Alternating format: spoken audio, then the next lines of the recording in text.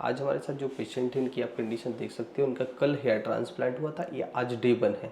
तो डे 1 की कंडीशन मैं आपको बताता हूँ कि भाई किस तरीके से इनका हेयर ट्रांसप्लांट किया गया था और अभी कंडीशन क्या है, ये आपको दिख ही रही होगी। ठीक है, ये होती है भाई। डोनर को दिखाना पीछे की तरफ, ये है। अभी यहाँ कोई दर्द है? टच कर रहा है?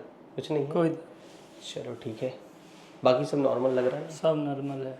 अच्छा ये बताओ कि जब आप कल आते हो ट्रांसप्लांट कराने के लिए, तो जब प्रोसीजर शुरू नहीं हुआ था तब तक आपको बहुत ज़्यादा डर था? घबराहट होता है, हल्का घबराहट होता है, कैसे होगा क्या होगा। अच्छा, और फिर इसके बाद जब डॉक्टर आए, फिर उन्होंने आपकी हेयर लाइन बनाई, फिर इसके बाद बालों को ट्रिम किया गया, और ट्रिम करने के बाद फिर जैसे आप सर्जरी में पहुंचते हो, जहां पर आपको बीटाडीन से आपके हेड को क्लीन किया जाता है, क्लीन करने के बाद एनेस्थीसिया लगाया जाता है, तो उसमें अकेला आपको दर्द हुआ था शुरुआत उसमें खाली एनेस्थीसिया लगाते समय 1 मिनट 2 मिनट का, वही दर्द हुआ था बस? वही थोड़ा बहुत हाँ, हुआ। क्योंकि फिर कभी उसके जब बाद किसी को सब सिरिंजेस नहीं लगते तो उनको तो ये डर लगता है कि यार सीधी बात पिन कर रहा है उस जगह पर, है कि नहीं।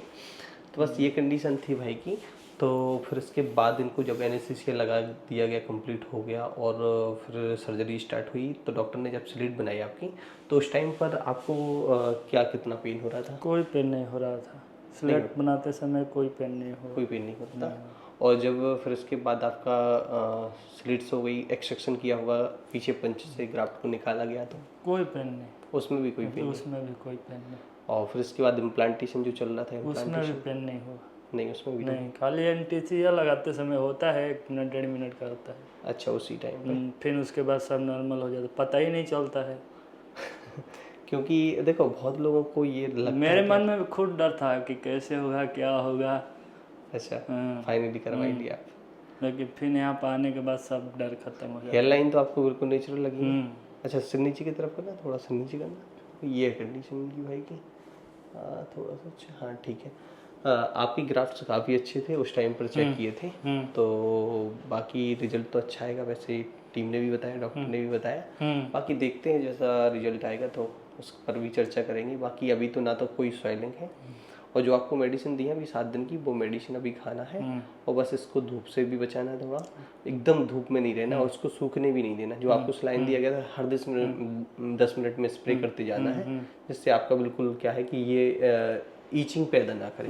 क्योंकि इस जगह पर जब हम स्प्रे नहीं करते हैं तो क्या होता है कि वहाँ पर सूख जाता है, तो फिर वो इरिटेशन करने लगता है, ईचिंग करने लगता है, तो थोड़ा उससे भी बचना है। सलाइन में बहुत मतलब जो सलाइन आप खुद भी स्प्रे कर सकते हो, किसी से करवा भी सकते हो, बह जाता है या मुंह में भी चला जाता है तो उससे कोई दिक्कत नहीं, वो बहुत नॉर्मल वाटर है। मतलब कि जब हमको भी हमारे बॉडी में डिहाइड्रेशन हो जाता है, पानी की कमी हो जाती है, तो डॉक्टर बॉटल लगाती है, वही तो सेम होती है। बाकी कुछ अलग से ऐसा नहीं होता कि बचना है कि यार आँखों में न चला जाए, कोई दिक्कत। अच्छा, बिल्कुल दम से स्प्रे करो। ठीक है, आज आपकी ये पट्टी चेंज हो जाएगी। आज आपका पहला दिन है सर्जरी के बाद, ठीक है। और पट्टी चेंज होने के बाद फिर क्या होगा कि दूसरे दिन पट्टी हट जाएगी, आपका ये डोनर बिल्कुल क्लीन हो जाएगा। उसका प्रोसीजर अपन बता देंगे, एक और वीडियो डालेंगे जिसमें हम आप लोगों को बताएंगे कि भाई पट्टी को कैसे चेंज कर सकते हैं। और कई पेशेंट्स ये सोचते हैं कि हमें क्या क्लिनिक में ही रहना पड़ेगा, तो बार बार मैं किसी न किसी पेशेंट के साथ, जैसे इनका रुकने का प्लान था, ठीक है, इनको घर नहीं जाना था, तो इनका पूरा प्रोसीजर हम यहाँ करेंगे, तो वो आपको बताएंगे, तो आप नॉर्मली उस वीडियो को देखकर भी घर पे कर सकते हो। मतलब कि आपको सिर्फ 1 दिन ही भोपाल में रुकना है, फिर इसके बाद आप घर जा सकते हो। अच्छा ये बताओ कि होटल में जैसे आप जहाँ पर रुके हो, वो होटल कैसा क्या है? सब अच्छा है। अच्छा होटल है? जैसे कोई किसी किसी को डर लगता है कि यार गर्मी में नहीं रहना, तो वो यहाँ के बढ़िया गर्मियों में करा सकता है ना? बहुत अच्छा है, एसी उसी लगाया गया है, पंखा भी है, एसी भी है। उसका कितना कम कॉस्ट बताओ? 700 में कौन दे देगा इतना अच्छा रूम? भोपाल जैसे सिटी में, वो भी मेट्रो सिटी में, है कि नहीं?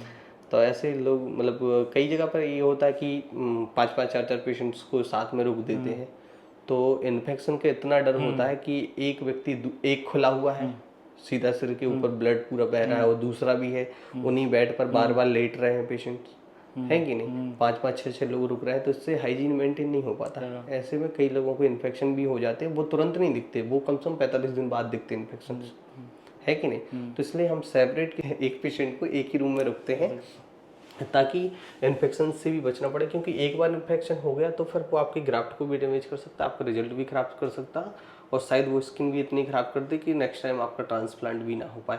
तो इन सब चीज़ों को बहुत ज़्यादा हमें हाइजीन को मेंटेन करना पड़ता है। आपने देखा हुआ क्लिनिक में प्रॉपर साफ़ सफाई, क्लीनिंग, हर एक चीज़ का ध्यान रखा जाता कि नहीं रखा जाता? हर चीज़ का साफ। ये चीज़ें तो आपने नोटिस की होगी ना, क्योंकि बहुत सारे लोगों को यही रहता कि वो चले जाते बस देख कर वीडियोज़, और फिर बाद में पता चला कि 5-5 लोग एक ही जगह पर कर रहे हैं काम, तो फिर उसमें बहुत सारी चीज़ें मतलब हाइजीन मेंटेन नहीं होता, तो चीज़ें गड़बड़ हो जाती हैं और रिजल्ट्स ख़राब हो जाते हैं। तो इन सब चीज़ों को थोड़ा सा हमें ध्यान देना है। बाकी अगर प्रॉपर आप किसी नर्सिंग होम में रुक रहे हो और अच्छा वहाँ का स्टाफ और सारी चीज़ें मैनेज की जा रही हैं, प्रॉपर हाइजीन क्लीन किया जा रहा है, तो उसमें भी कोई दिक्कत नहीं। बट इन सब चीज़ों को थोड़ा सा ध्यान दे रखना, मतलब देसी तरीके से किसी चीज़ को नहीं करवाना, क्योंकि हम एक सर्जरी करवा रहे हैं, उसको हल्के में लेंगे तो बाद में चीज़ें गड़बड़ होंगी।